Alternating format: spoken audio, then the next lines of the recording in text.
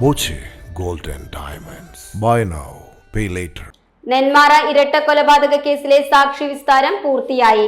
പ്രതിയുടെ വിചാരണ ഈ മാസം 29-ന് നടക്കും.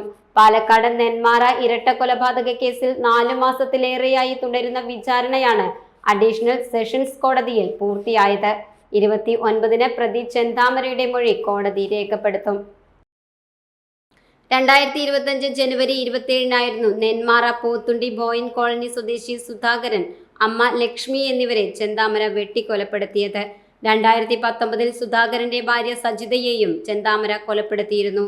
കേസിൽ ചെന്താമരയ്ക്ക് നേരത്തെ കോടതി ഇരട്ട ജീവപര്യന്തവും പിഴയും വിധിച്ചിരുന്നു. പിന്നാലെയാണ് ഇരട്ട കൊലപാതകത്തിന്റെ വിചാരണ നടപടികൾ കോടതിയിൽ ആരംഭിച്ചത്.